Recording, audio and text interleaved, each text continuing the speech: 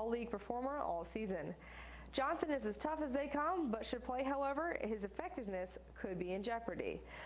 Week 4 of the NFL season also brings us our first set bye weeks. There are some big offensive names out this week. In Week 4, Kansas City, Dallas, Minnesota, and Tampa Bay are all on bye. The following undefeated Kansas City Chiefs fantasy players will need to be rested this week: Matt Castle, Jamal Charles, and Dwayne Bowe. For the Dallas Cowboys, remember to bench Tony Romo, the entire running back stable, Miles Austin, and Jason Witten. The Minnesota Vikings will get a chance to recover from some injuries this week, so make sure you move Brett Favre, Adrian Peterson, Percy Harvin, and Visanthe Shenko to your bench roster. And lastly this week, we have the Tampa Bay Buccaneers. If you have any of these scrubs on your fantasy team, make sure you move them to your bench and keep them there. Thank you for joining me in the Fantasy Sports Review News Center. I'm Amanda Walker, and I'm back to Phil and Robbie in the studio.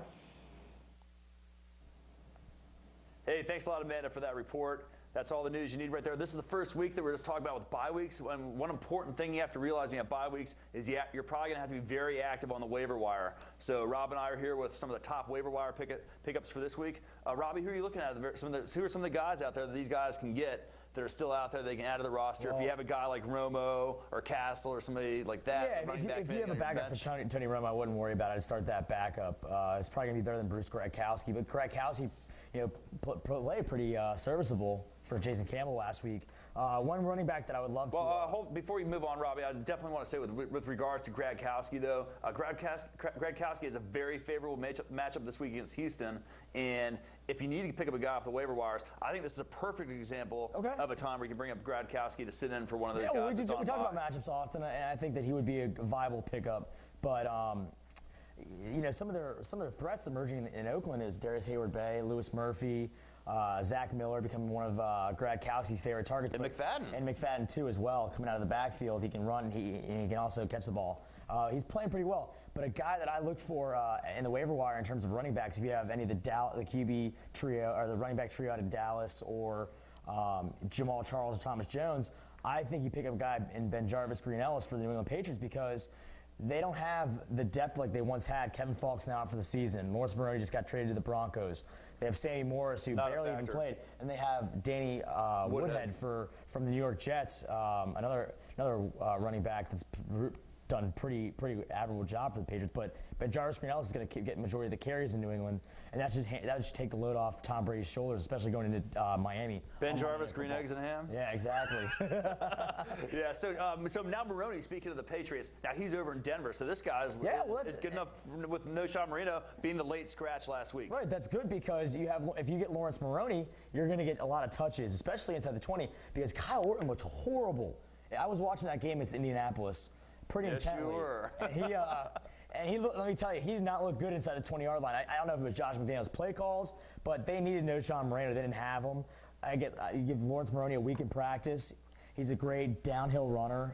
Gives not much speed, but gets between the tackles pretty well. But then also look at a guy like Earl Bennett, who we've spoken so highly about in the last 2 weeks because he's emerged as one of the top targets for Jay Cutler.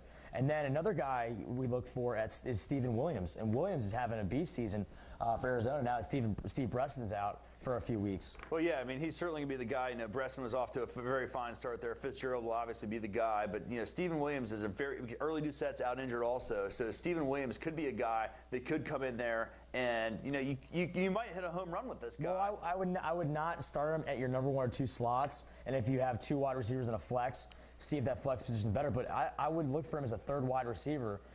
There's a lot of leagues out there that have 3 wide receiver leagues, and he could definitely fall into that. And then also a tight end that I've been just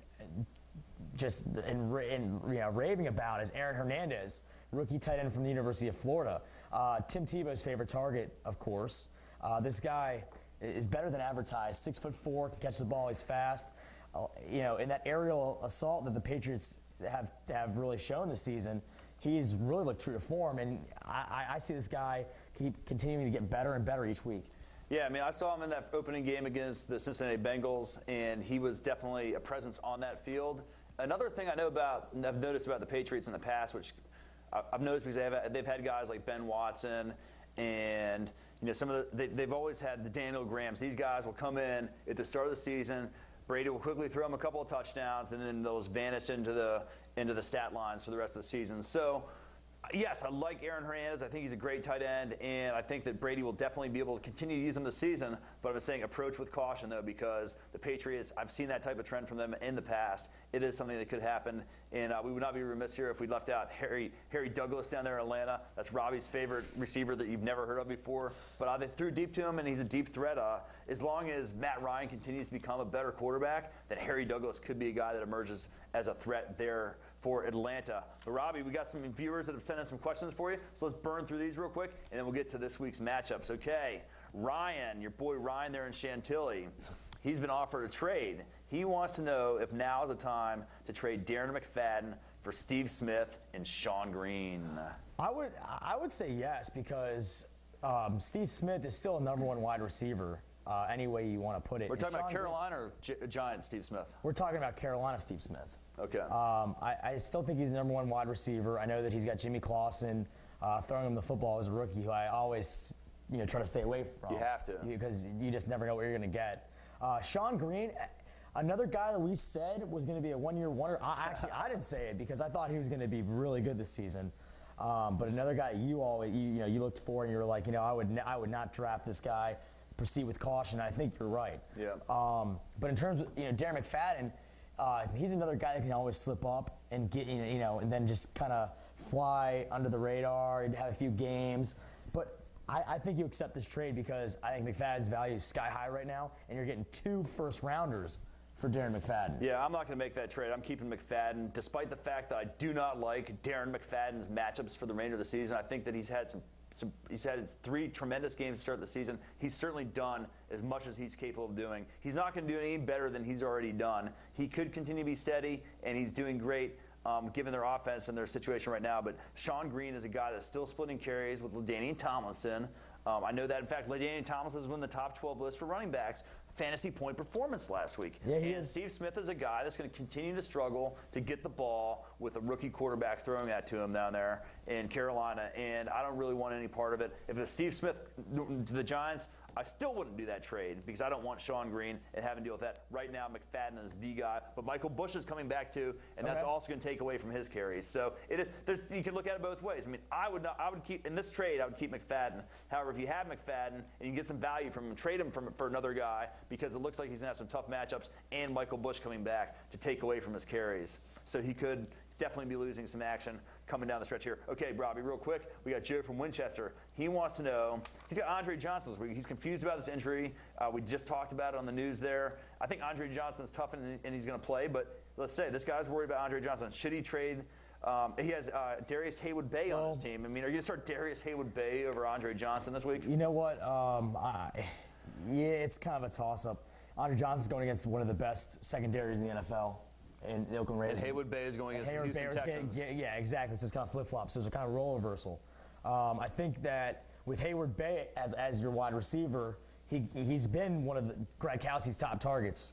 He caught 6 balls last week. I think he's getting better and better. I think you start Darius Haywood-Bay.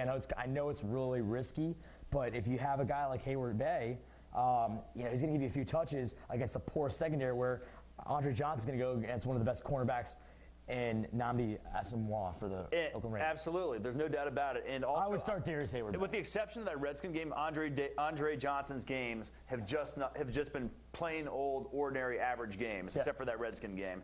And that was only because of a bomb Hail Mary that they caught on 4th down and 10, but we're not going to talk about that game anymore. That's a thing of the past. Okay, Todd from Fairfax got Ray Rice. We know Todd was not advised by us to draft Ray Rice. With Ray Rice probably will play this week, again, an injury question here. Should he start Ray Rice over Tim Hightower? Tim Hightower. It's kind of tough because Tim Hightower has Beanie Wells coming back for this upcoming game. I just think that Ray Rice going against Pittsburgh's defense is still not that strong. He's still nursing an injury. I would sort of shelve him away. I mean, who knows? This guy could blow up this week, but I'd rather start